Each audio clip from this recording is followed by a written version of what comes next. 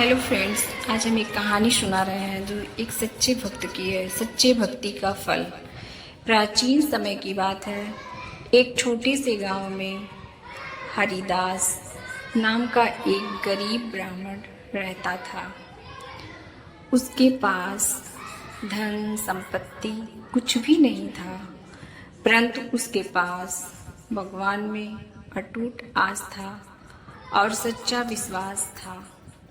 वह प्रतिदिन सुबह सवेरे स्नान करके नदी किनारे जाता और भगवान विष्णु का भजन कीर्तन करता। हरिदास स्वयं भूखा रह जाता, परंतु किसी भूखे को देखकर उसे अपने हिस्से का भोजन दे देता।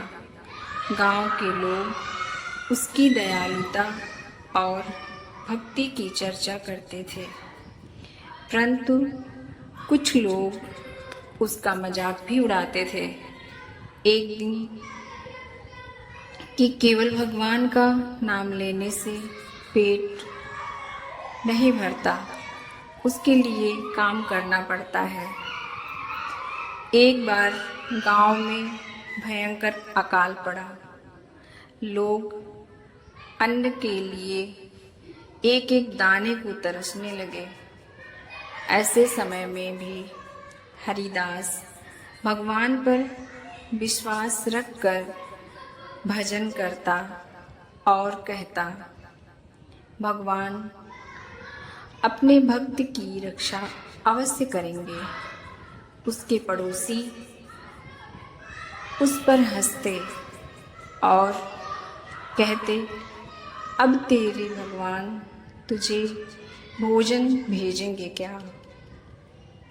हरिदास कुछ भी न बोलता, वह बस सुनता रहता।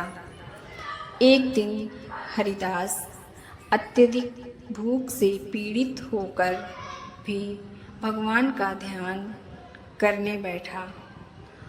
उसी समय गांव का एक धनवान व्यापारी भोजन से भरी टोकरी लेकर उसके पास उसके घर आया।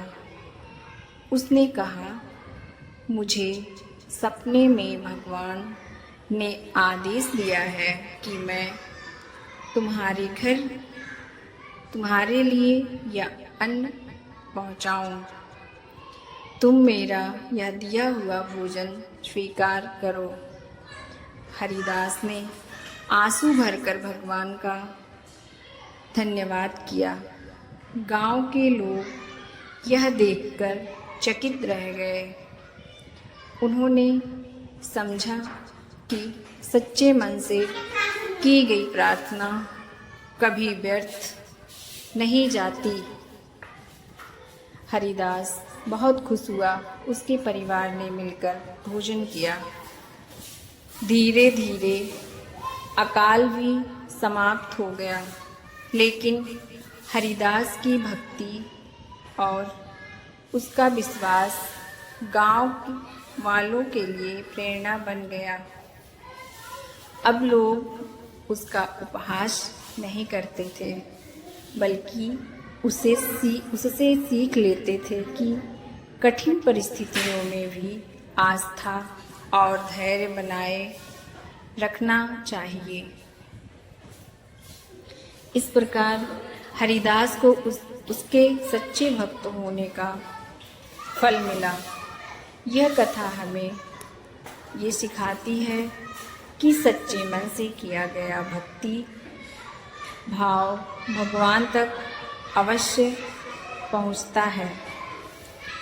जब मनुष्य निस्वार्थ भाव से भगवान को याद करता है, तब स्वयं प्रभु उसकी रक्षा करने आते हैं।